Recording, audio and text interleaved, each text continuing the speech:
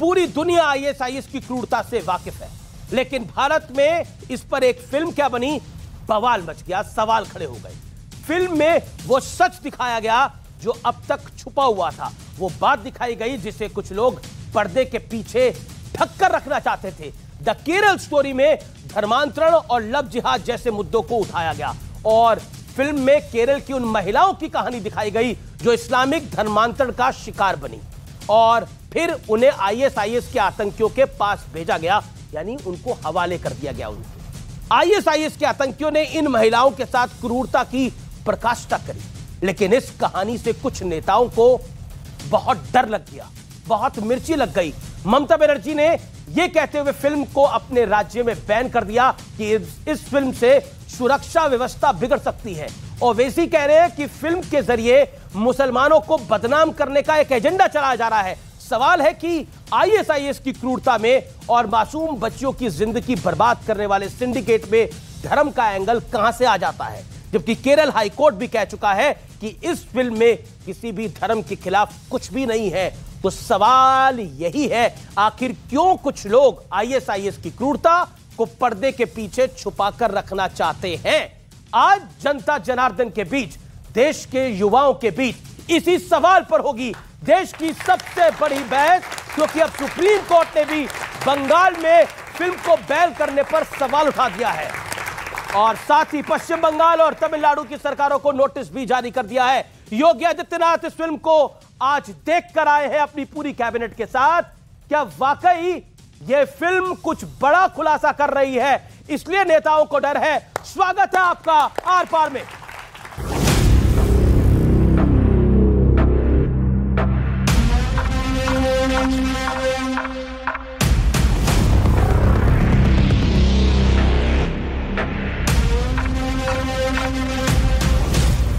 केरला में चल रही आतंकी साजिश का खुलासा ये केरला स्टोरी फिल्म में किया गया है।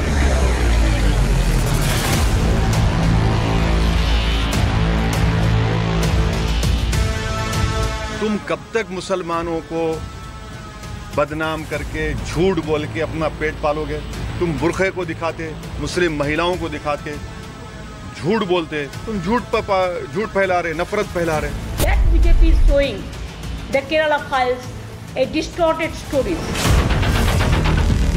आईएसआईएस की क्रूरता दिखाने वाली एक फिल्म क्या आई, देश में कोहराम मच गया। फिल्म में केरल की उन महिलाओं की पीड़ा दिखाई गई है जो इस्लामी धर्मांतरण और तस्करी की शिकार हुई और इसके बाद आईएसआईएस के आतंकियों ने उनके साथ दरिंदगी की हद पार कर दी। लेकिन ममता बनर्जी को लगता है कि इस फिल्म से बंगाल की कानून व्यवस्था बिगड़ जाएगी, इसलिए फिल्म को बंगाल में बैन कर दिया गया। एक फिल्म आई है द केरल स्टोरी, उसको लेकर बहुत सारी प्रतिक्रियाएं आ रही हैं, दो तरफ से दो तरह के व्यूज आ रहे हैं। असद ओवैसी कहते हैं कि एक नफरत फैलाने वाली फिल्म है, कांग्रेस के कुछ नेताओं ने भी इसका विरोध किया है।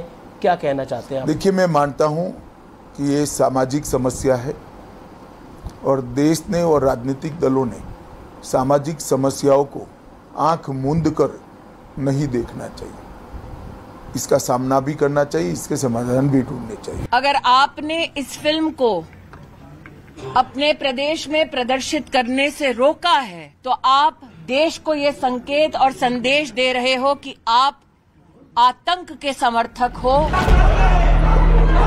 फिल्म देखने पहुंचे युवाओं को ममता बनर्जी की पुलिस ने खींचकर और धक्के मारकर बाहर निकाल दिया। क्या भविष्य में किसी बेटी के साथ ऐसा ना हो, वहां पर ममता जी क्या इस तरफ खड़ी होंगी कि नहीं होंगी? केरल स्टोरी को केवल इसलिए प्रतिबंध लगाना चाहती हैं कि आपको तुष्टीकरण की राजनीति करनी। दूसरी ओर मध्य प्रदेश और उत्तर प्रदेश में फिल्म को टैक्स फ्री कर दिया गया है। इतना ही नहीं, सीएम योगी आदित्यनाथ ने अपनी पूरी कैबिनेट के साथ द केरल स्टोरी फिल्म को देखा। लेकिन कांग्रेस से लेकर लेफ्ट तक तमाम दल फिल्म के विरोध में उतर गए। एनसीपी के एक बड़े नेता ने तो फिल्म के प्रोड्यूसर को बीच चौराहे पर फांसी देने की मांग कर दी है। हा जो कोण प्रोड्यूसर आहे, ज्यांनी हे काल्पनिक चित्र उभं केलं, त्याला तर भरचौकात फाशी द्यायला पाहिजे। केरल हाई कोर्ट ने इस फिल्म पर रोक लगाने से इनकार करते हुए फ्रीडम ऑफ एक्सप्रेशन की याद भी दिलाई थी। लेकिन मुद्दा यह है कि ISIS की क्रूरता दिखाने पर अपने देश में कुछ नेताओं को मिर्ची क्यों लग रही है। आज इसी सवाल पर जनता के बीच होगी देश की सबसे बड़ी बहस।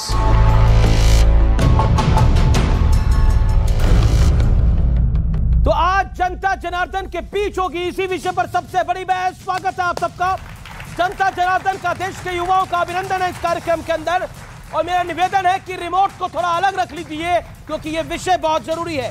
प्रेम शुक्ला मेरे साथ जुड़ रहे हैं, भारतीय जनता पार्टी के नेता प्रवक्ता, उनका अभिनंदन है। मेरे साथ इस चर्चा में जुड़ रहे हैं राजकुमार भाटी जो कि नेता हैं, प्रवक्ता हैं समाजवादी पार्टी के, उनका अभिनंदन है। मेरे साथ सुबुही खान है जो कि पेशे से वकील हैं, उनका अभिनंदन है। मेरे साथ इस चर्चा में जुड़ रहे हैं आचार्य स्वामी दीपांकर साहब, उनका अभिनंदन है, धर्मगुरु है। मेरे साथ इस चर्चा में जुड़ रहे हैं कलीमुल हफीज साहब जो कि जाने माने राजनीतिक विश्लेषक है, और साजिद रशीदी साहब जो कि जाने माने मुस्लिम धर्मगुरु हैं। आप सबका अभिनंदन है और जोरदार तालियां सब मेहमानों के लिए।